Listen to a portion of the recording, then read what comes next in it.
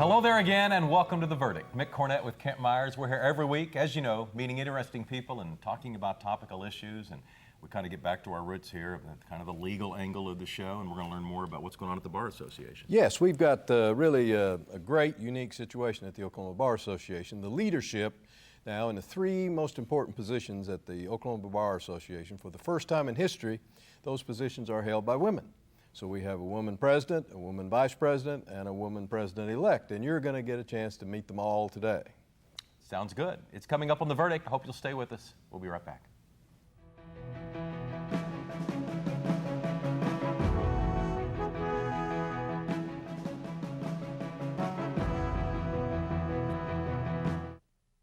America has been here before, faced with daunting challenges, and we've always found the courage to lead. Foreign oil, greenhouse gases, we have the power to do something about them with American natural gas. Chesapeake is forging ahead, converting our fleets to clean-burning natural gas vehicles, encouraging others to do the same. Welcome to America. Chesapeake, America's champion of natural gas.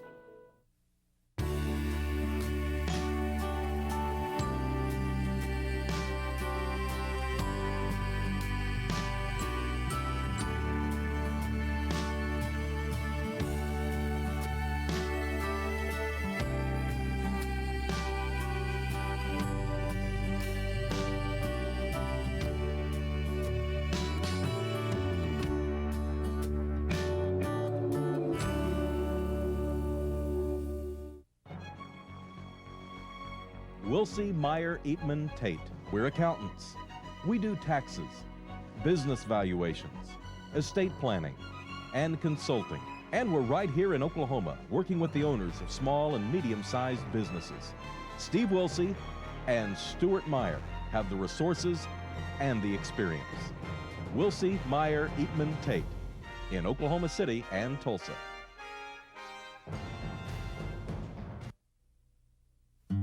Bow my head to pray. I know you hear each word I say. I'm pouring out my heart to you like water. I have faith, I have faith, I have faith in you.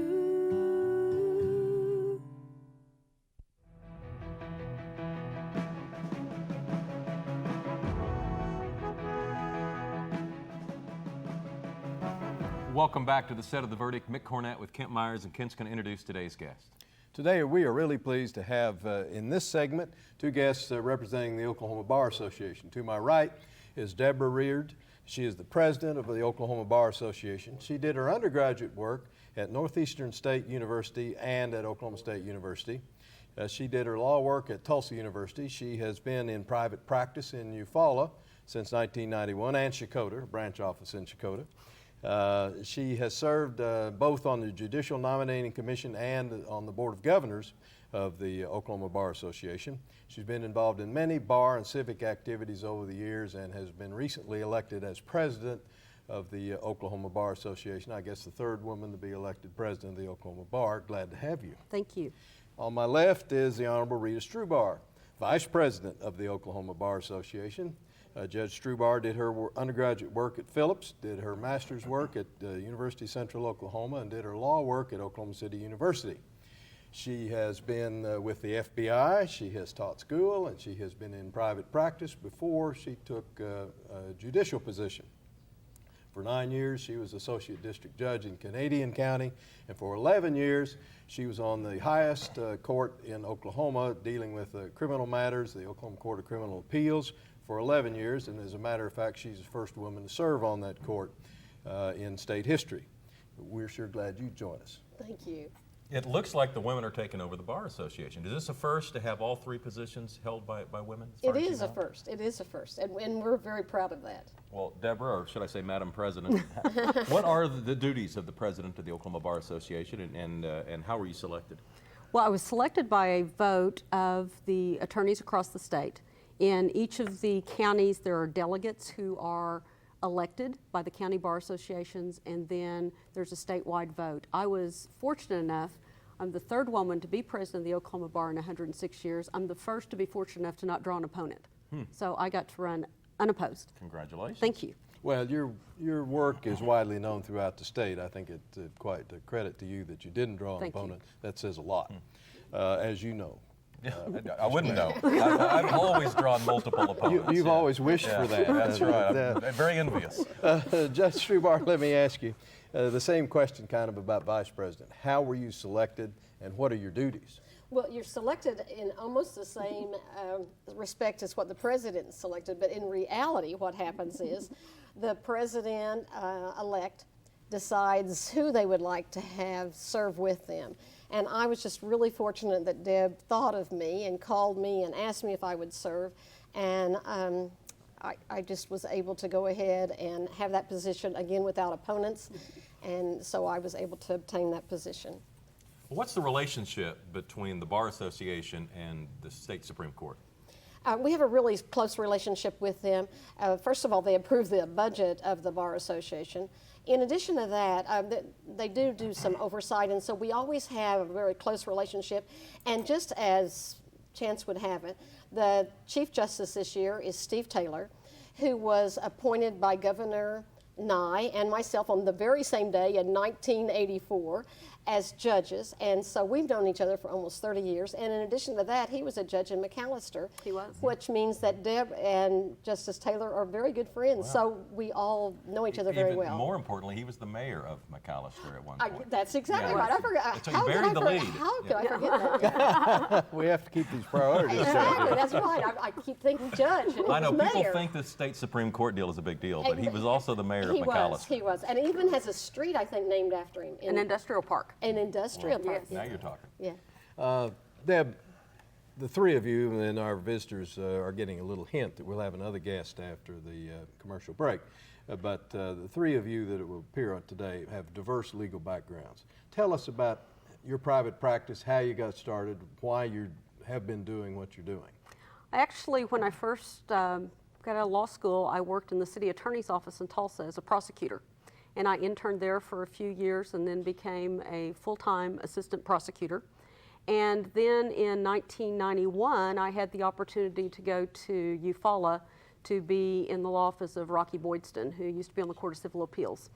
And Rocky was quite a legend across the state, and I took that opportunity, and he told me he'd pay all my overhead for 6 months and see if I could make a living. And you know, that was in 91, and now in 2011, I'm still there. How did your experience as a public defender shape your life and your legal Oh, as a profession? prosecutor. Prosecutor. As a prosecutor. You know, I think when you're a prosecutor, especially when you learn not to be afraid of the courtroom. So I wasn't afraid to go in the courtroom on whatever kind of case I had when I was in private practice. And I think I've always been kind of a rules kind of person, and that appealed to me. Okay, let me jump into another topic that's kind of fresh on a lot of people's minds, and that's women incarceration. As a woman, as a former prosecutor, what do you feel about that in a sense? And when you read stories and hear people talking about the issues and the social issues and the repercussions, what's your sense from your life experiences? I know they've done a lot of studies that talk about, especially in Oklahoma, that we have a high level of women that are incarcerated. You know, to me, the question needs to become, you know, are we getting them the services that they need? But are we also getting any segment of the population that we're putting into these situations where they're being incarcerated? Are we getting them the help that they need? Or are we just putting people into the prison system that we're mad at and not the ones that we're afraid of? Right. In other words, are we performing any sort of rehabilitation services? Right. to Are we speak just of? making a revolving door? And then the next question to me has always been, when they're talking recently about women being incarcerated and they're talking about their sentences, you know, how do those compare with the sentences for men? At least my experience has been, and I also do criminal defense work in McIntosh County and the surrounding areas, I don't see a difference. You know, you kind of have to break into prison sometimes. And now that we have drug courts and things like that, I don't see much difference in the sentence and how they're treated. Maybe the problem is that we just have a lot of women that, for whatever reason, are falling down that path. Okay. Judge, trace for our viewers your legal career. I did a little bit of it in your intro, but expand on it and tell us what you think were the significant milestones. You did, and thank you for that. Again, I'm a different generation than what Deb and Cathy are, and so I did that traditional route of becoming a teacher first of all, and I taught school for 10 years. I was the worst disciplinarian in the whole Oklahoma City public school system, so I knew I had to do something else, and I went to law school, decided to go to law school.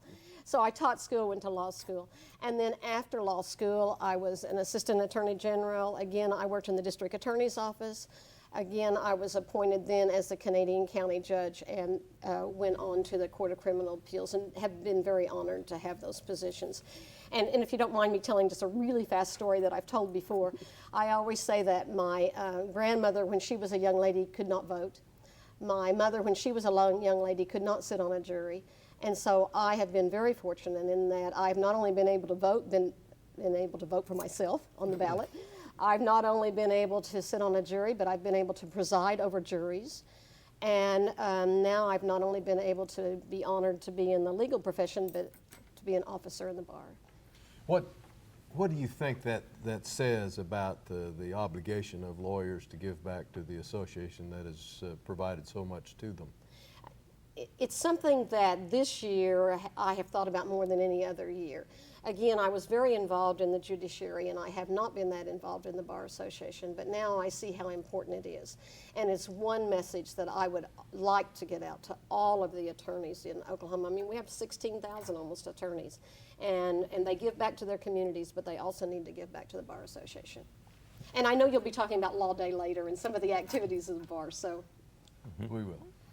Well, Rita, thank you for coming on. I know we're going to have you leave and expand the panel here, and Deborah's going to come back, and so I hope you'll stay with us and join us. You're watching The Verdict. We're learning more about the Oklahoma Bar Association, meeting their leadership. We'll be right back.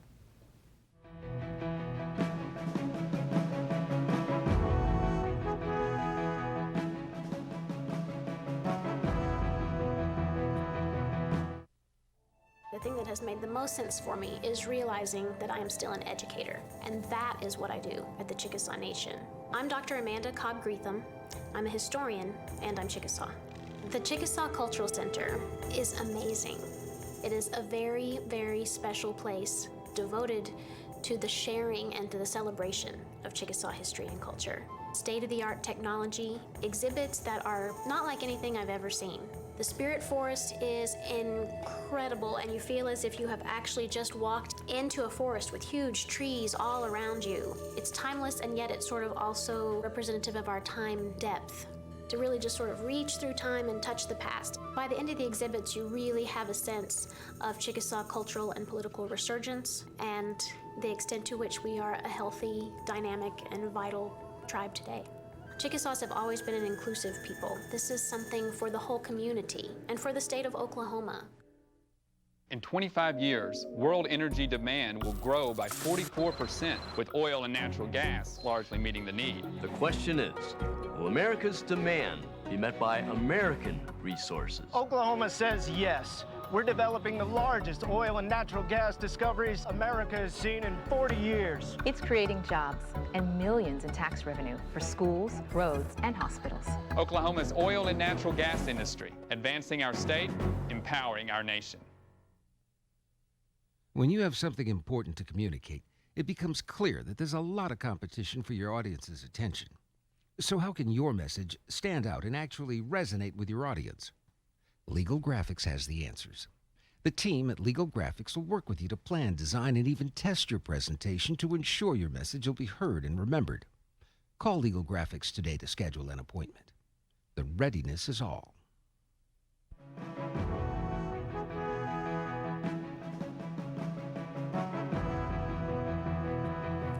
Welcome back to the set of The Verdict. Mick Cornett with Kent Myers. We're meeting the leadership of the Oklahoma Bar Association. We have one new guest that has joined us on the set.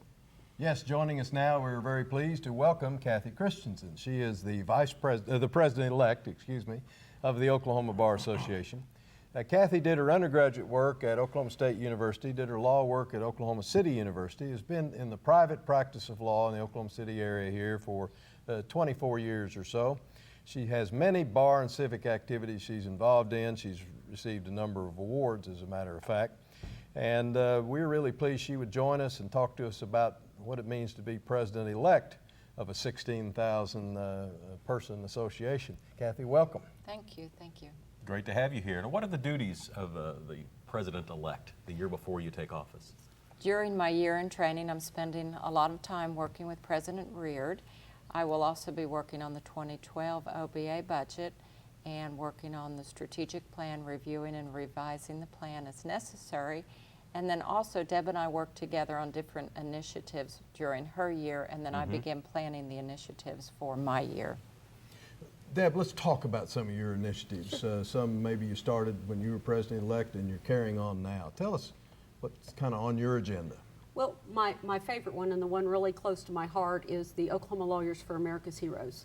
And one of the things that I wanted to do when I found out I was going to be fortunate enough to be the president was to do something to help our military members. And we have 3,200 of our National Guardsmen, the largest deployment since the Korean War. They're going to Afghanistan. And so we set up legal clinics, yellow ribbon deployments through the Department of Defense. We were invited to come and talk to the soldiers, talk to their families, and help them with any legal matters that they had. Free legal service. Free, and we've extended that. We'll be doing some veterans clinics across the state, hopefully some around the 4th of July and some around Veterans Day. And we have several hundred attorneys who have volunteered their time, and conservatively we have about $1 to $2 million worth of free legal services to give away this year. And Cathy, when do you develop your priorities for next year? Have you already done so, or are you still working on those, and how does that development take place? Well, I've already begun working on the initiatives. When Deb wanted to do the Heroes program, she and I knew that it would be an overlapping program. We wanted the Heroes program to have enough of a foothold that it could continue in years to come. So we've worked together on that, and then my initiative will be focusing on legal education. We have a law-related education department of the Oklahoma Bar Association. It's been a great program, and it's rather well known across the country, but it's time to get in and review some of those programs and make changes as appropriate, introduce new programs, and maybe let go of some old programs. So the planning for that really began earlier this year. At whom is the law-related education program directed? It is directed to students across the state of Oklahoma. High school? From K through 12, correct. K through 12. K through 12. And it teaches about civics, and it helps the young students understand lawyers, what we do, the importance of the rule of law, the importance of an attorney, and of the legal system. But one of the things we want to do is to extend that out to adults. We have not had a strong adult education program, and we want to get out in the communities, do some people's law schools, teach the people about the legal system and why it's important to have an independent judiciary, why it's important to have access to our courts, and why it is important that everyone be given those rights, have those rights and responsibilities. Talk a little bit about the independence of the judiciary a little bit more. I mean, why is that important? Well, we can all differ on what we think the law might be on a lot of different things, but if we don't have independent courts to interpret those laws, to enforce those laws, to uphold those laws, it doesn't really make much difference what the laws are. So it's very important that we have a judiciary that can serve without worrying about whether the ruling that this judge is going to make is going to be considered an activist judge or something that's going to be against some policy of someone that might be making a decision about whether they continue to serve or they're promoted in their service. Well, let me just expand on that a little bit more. It isn't unusual, and I'll talk generally, but it isn't unusual for the executive branch to try to encroach on the judicial branch, and it isn't unusual for the legislative branch to try to do the same thing. The judges can't hardly defend themselves and still maintain the decorum and dignity that the canons of judicial ethics requires. Does the Bar Association step in and try to help in those circumstances? That's why I think the public education is so important, to explain to the public. They're smart people.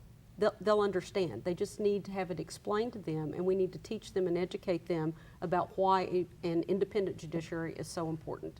And that's part of our public education plan that Cathy and I are both going to go forward with. Cathy, can you describe your practice to us?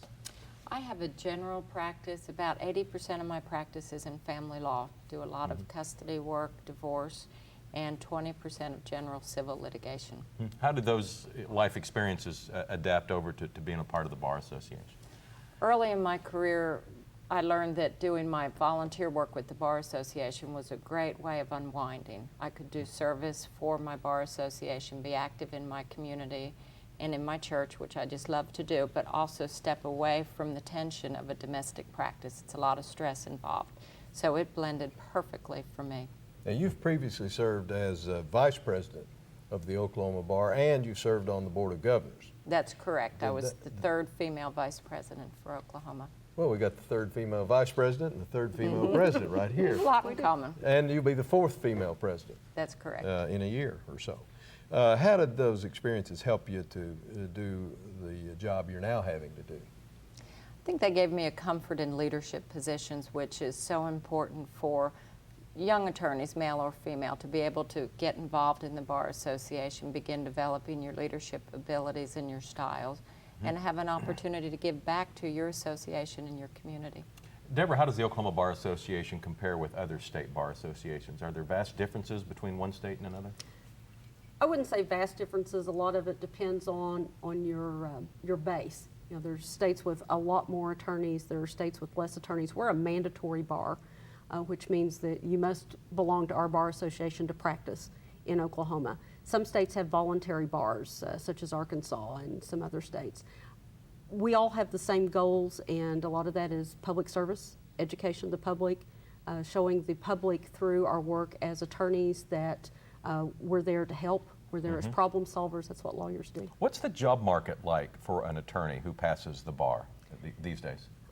I think they're struggling right now. It is not as bad here. I'll tell you the worst horror story I've heard. I was at a Southern Conference of Bar Presidents, and just when we think it's bad here, you can always hear something worse. West Virginia Bar President told me that the young lawyers there that are doing the public defender work, where they're doing court appointments, that the judges will give them an order that says, you know, the state of West Virginia owes you $500, and they are taking that to the payday loan companies and selling that paper for 80 cents on the dollar, because it takes the state of West Virginia so long to pay them, and they are so desperate for those funds. So I think in Oklahoma we're probably doing pretty good if that's a comparison. Wow. We're getting close to being out of time. Let's talk about Law Day. Now, tell us about Law Day this year.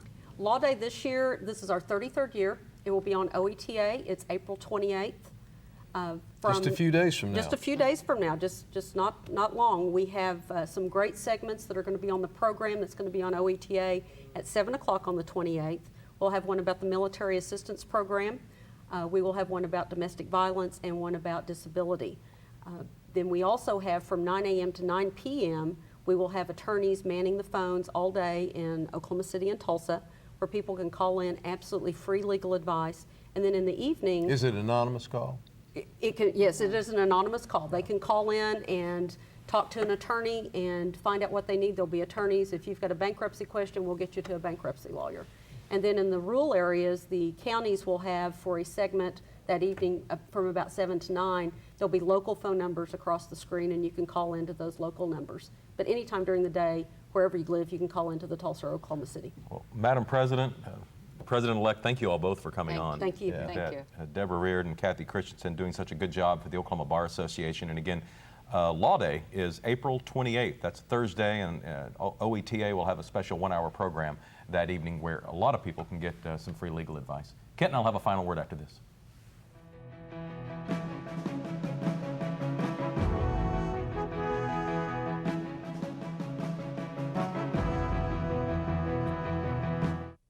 All children deserve a life of hope and love, but sometimes they experience a life of pain, neglect, and abuse.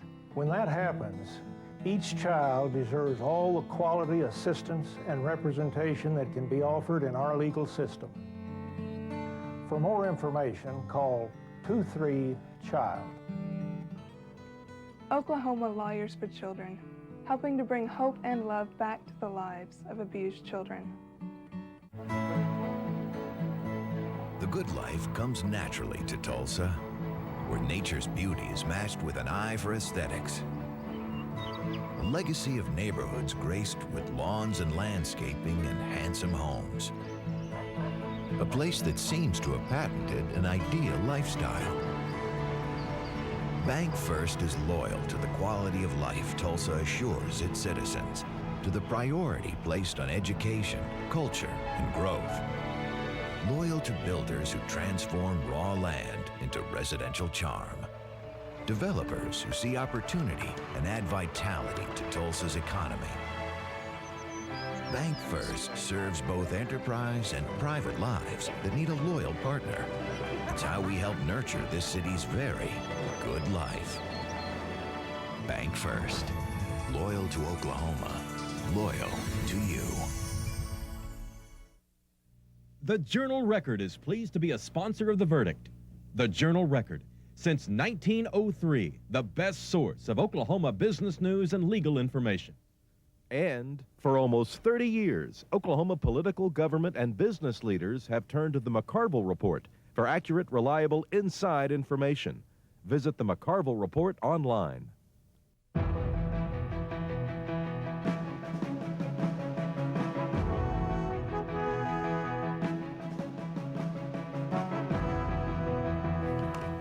Welcome back to the set of The Verdict. Mick Cornett and Kent Myers. We have just met the leadership of the Oklahoma Bar Association, the president, the vice president, the second vice president, and all women for the first time in the Bar Association's history. They're delightful people. Well, they really are, and they're very effective lawyers, I might say. I have had an association with all three of them in one way or another, and over the years, and they're just terrific people, terrific lawyers, and they will certainly put a better face on the Oklahoma Bar Association than is normally the case. They have some free legal advice opportunities coming up. The Law Day is coming up on Thursday, April the 28th. It's 9 a.m. to 9 p.m. And if you go to the Bar Association's website, and that address I'm going to give you in a moment, you'll be able to find out the phone numbers where you can call the Tulsa or Oklahoma City number, and you'll be able to get some free legal advice. OETA is also going to be showing a programming. Yeah, well, on that Ask a Lawyer thing, I'd encourage our viewers to think about the one question that's bothering them personally the most. And pick up the phone and get a free opinion on what's bugging you, what is bothering you. You'll be talking to an expert when you do it. And the Oklahoma Bar Association's website is okbar.org. That's okbar.org. And once you're through perusing that website, you can go to ours, theverdict.tv, and tell us about a show or a guest you'd like to see interviewed right here on the set. For Kent Myers, I'm Mick Cornett. We'll see you next week right here on The Verdict.